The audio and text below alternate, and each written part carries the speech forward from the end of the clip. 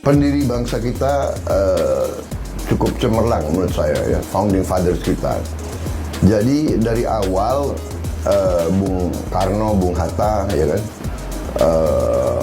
pemimpin-pemimpin bangsa lain, Bung Syahrir, Muhammad Rum, kita sudah memilih garisnya adalah garis bebas aktif, kita non-blok. Garis kita tidak mau berpihak kepada salah satu blok di dunia. Dan kita tidak mau sampai saat ini kita tidak mau ikut fakta-fakta militer. Kita tidak mau. Itu sikap Indonesia dari dulu. Manakala kita terlalu ngeblok ke satu pihak, biasanya terjadi goncangan, destabilisasi.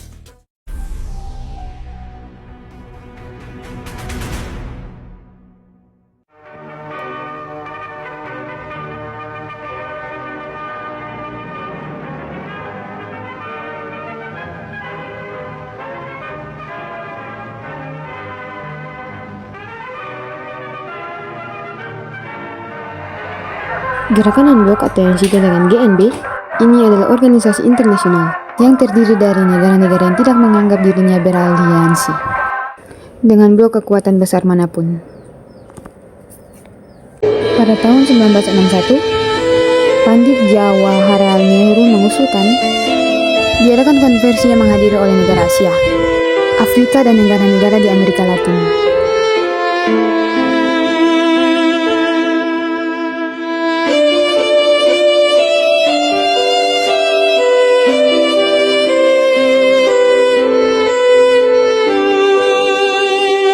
Konferensi tingkat tinggi pertama gerakan Non-Blok dilaksanakan pada 1 sampai dengan 6 September 1961 di kota Beograd, Yugoslavia.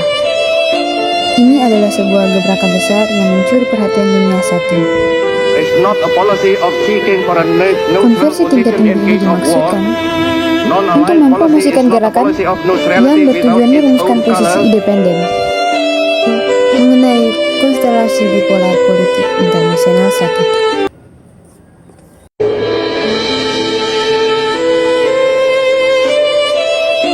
Sekitar 1.000 orang wartawan yang meliputi konferensi GNB pertama ini.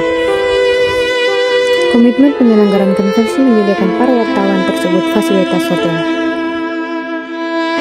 ruang konferensi pers, serta ruangan fasilitas teknis. Mereka menyediakan infrastruktur komunikasi untuk para wartawan ini. Dua tokoh besar berpengaruh dalam pendirian gerakan ini, yaitu Soekarno dari Indonesia, Joseph Broz Tito dari Yugoslavia, saat ini disebut Serbia, Gamal Abdul Nasser dari Mesir, Pandit Jawaharlal Nehru dari India, dan Kwame Nkrumah dari Ghana. Tujuan utama dari gerakan ini adalah upaya dukungan menentukan nasib sendiri, kemerdekaan nasional, kedaulatan, dan integritas nasional negara-negara anggota. Konferensi tingkat tinggi pertama gerakan Non-Blok ini dihadiri oleh 25 negara dengan menghasilkan putusan upaya penghentian praktik imperialisme dan kolonialisme, pencegahan percobaan senjata nuklir, mendamaikan ketegangan antara blok barat dan blok timur,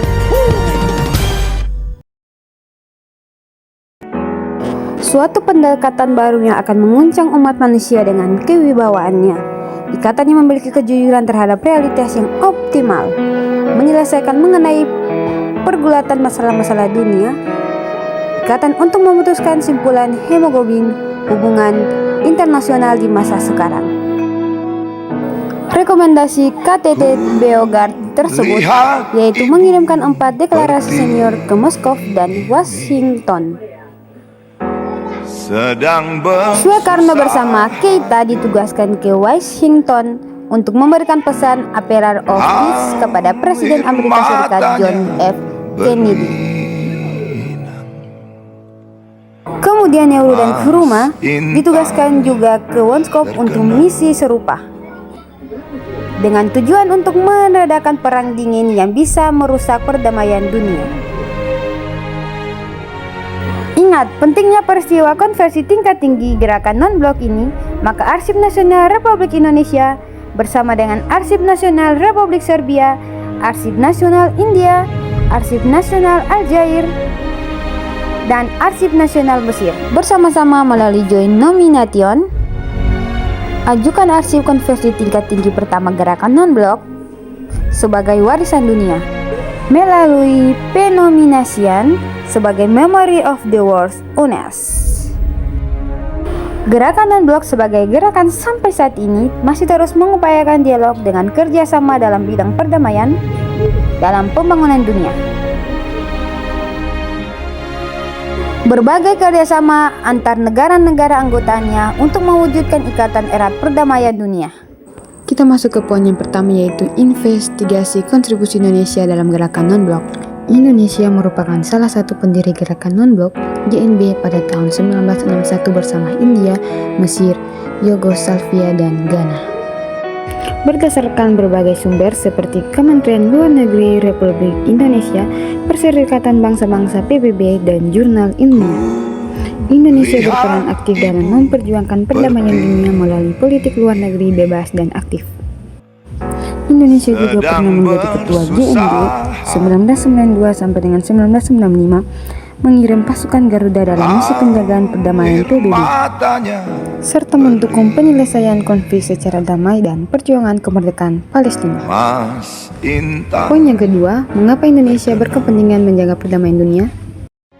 Indonesia berkepentingan menjaga perdamaian dunia karena hal tersebut merupakan amanat pembukaan Undang-Undang Dasar 1945, yaitu ikut melaksanakan ketertiban dunia berdasarkan kemerdekaan, perdamaian abadi, dan keadilan sosial. Selain itu, perdamaian dunia sangat penting untuk menjaga stabilitas ekonomi, keamanan nasional, serta memperkuat hubungan kerjasama dengan negara lain. Poin yang ketiga, yaitu apa kontribusi nyata Indonesia selama ini? Kontribusi nyata Indonesia meliputi peran sebagai pendiri gerakan non-blok, menjadi ketua GNB, mengirim pasukan Garuda dalam berbagai misi perdamaian PBB, serta aktif dalam diplomasi internasional. Mendukung penyelesaian konflik dan perjuangan hak-hak negara berkembang, termasuk dukungan terhadap kemerdekaan Palestina. Poin yang keempat, apa tantangan yang dihadapi Indonesia?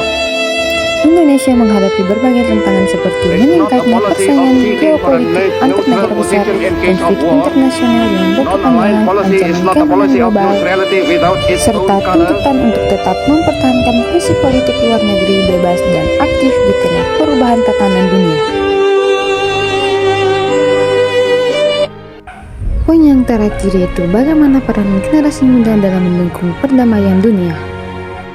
Generasi muda dapat mendukung perdamaian dunia dengan menanamkan sikap toleransi menghadapi perbedaan, menolak penyebaran hoaks dan ujaran kebencian, serta aktif dalam kegiatan sosial, organisasi, dan forum internasional.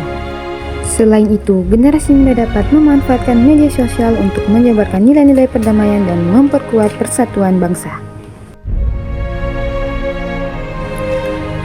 Nah, dapat disimpulkan bahwa Indonesia berperan penting dalam gerakan non-blok melalui politik luar negeri bebas dan aktif, diplomasi, serta kontribusinya dalam menjaga perdamaian dunia. Meskipun menghadapi berbagai tantangan global, Indonesia tetap berkomitmen menciptakan perdamaian. Generasi muda juga memiliki peran penting dengan menanamkan sikap toleransi, menjaga persatuan, dan mendukung kerjasama internasional.